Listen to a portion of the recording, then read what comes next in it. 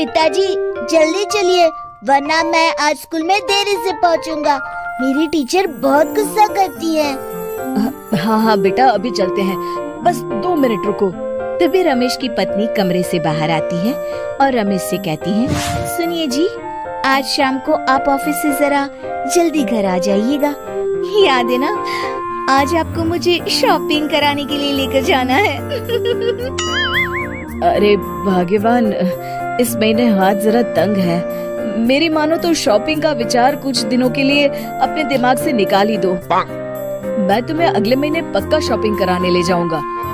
अभी मुझे चलना चाहिए, वरना राजू को स्कूल पहुंचने में देर हो जाएगी। देखिए जी, अब आपके ये बहाने पुराने हो चुके हैं।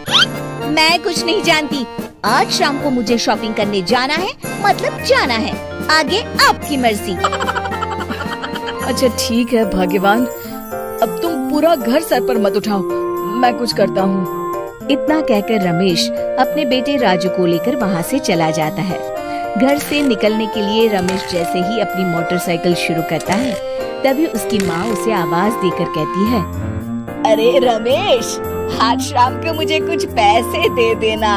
याद है ना, मैंने तुझसे कहा था कि मुझे मंदिर में चढ़ावा चढ़ाना है। अरे माँ, मेरी तनख्वाह आने में अभी 10 दिन बचे हैं। अभी मेरे पास बिल्कुल पैसे नहीं है। हाँ, मेरी तनख्वाह मिलते ही मैं तुम्हें पैसे दे दूंगा। रमेश की माँ चिढ़कर कहती है, अरे तेरा दिमाग तो खराब नहीं हो गया?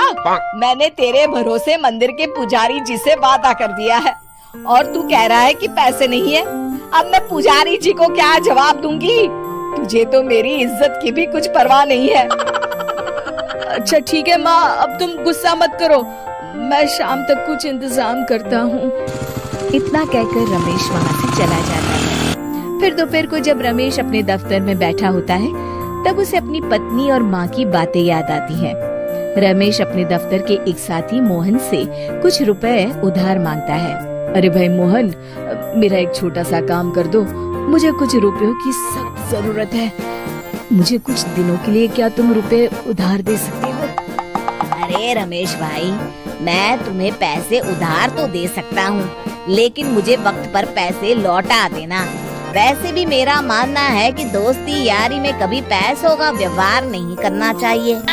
ये कहावत तो तुमने सुनी ही होगी कि उधार प्रेम की कैंची है। मैं नहीं चाहता कि पैसों को लेकर हमारा रिश्ता खराब हो। अरे मोहन, तुम बिल्कुल चिंता मत करो, मैं तुम्हारे पैसे वक्त पर लौटा दूंगा। फिर मोहन रमेश को पैसे दे देता है। शाम को घर आकर रमेश कुछ पैसे अपनी माँ को देता है और साथ ही अपनी पत्नी को भी शॉपिंग कराने बाजार लेकर जाता है। रमेश की पत्नी और उसकी माँ का स्वभाव जरूरत से ज्यादा खर्चीला होने के कारण दोनों हमेशा बेवजह पैसे खर्च करती हैं। फिर एक दिन, सुनिए जी, अगले हफ्ते हमने छुट्टियों में कहीं बाहर जाने का प्लान बनाया था। आपने पैसों का इंतजाम कर लिया ना? अरे अभी कहाँ, अभी तो मेरे पास बिल्कुल पैसे नहीं है। हम कभी और चले जाएंगे। देखिए जी, मैंने सभी सहेलियों से कह दिया है कि मैं बाहर घूमने जा रही हूँ। अगर मैं नहीं गई तो सब मुझ पर हंसेंगी। आप कहीं से भी पैसों का इंतजाम कीजिए जी। इतना कहकर रमेश की पत्नी वहाँ से चली जाती है। वहीं दूसरी तरफ रमेश की माँ भी तीर्थ यात्रा जाने की जिद करती है और रमेश से पैसे मांगती है। फिर अगले दिन रमेश एक सेठ से पैसे उधार लेकर अपनी पत्नी और बेटे को घुमाने ले जाता है और अपनी माँ को भी तीर्थ यात्रा पर भेज देता है। लेकिन जैसे ही रमेश अपनी छुट्टियाँ बिताकर वापस आता है, कर्जदार उसका जीना मुश्किल कर देते हैं। इतना ज्यादा कर्ज एक साथ अपने ऊपर देख रमेश काफी परेशान रहने लगता है। फिर एक दिन राजू की स्कूल की फीस वक्त पर न भर पाने के कारण रमेश को स्कूल में बुलाया जाता है। स्कूल के प्रिंसिपल साहब रमेश को सख्त हिदायत देते हैं कि अगर वक्त पर स्कूल की फीस नहीं भरी गई तो उनके बेटे का नाम स्कूल से काट दिया जाएगा। अपने बेटे की स्कूल की फीस भरने के लिए रमेश अपने दोस्त गिरधारी से कुछ पैसे उधार ले लेता है और स्कूल की फीस भर देता है। रमेश की माँ और उसकी पत्नी खर्चे और घर की जिम्मेदारी संभालते संभालते धीरे धीरे रमेश पूरी तरह कर्ज में डूब जाता है। और तभी एक दिन दफ्तर में काम करते समय रमेश की तबीयत अचानक बिगड़ जाती है। और वो बेहोश होकर गिर पड़ता है। उसे जल्दी से पास के एक अस्पताल में भर्ती कराया जाता है। रमेश के घर वालों को ये बात पता चल जाती है तो वे सभी अस्पताल पहुंचते हैं। अस्पताल के डॉक्टर साहब उन्हें बताते हैं, देखिए, देर रात तक जागने और जरूरत से ज्यादा काम करने की वजह से इन्हें चक्कर आ गया था। बेहतर यही होगा कि इन्हें कुछ दिनों के लिए पूरी तरह आराम करने दिया जाए।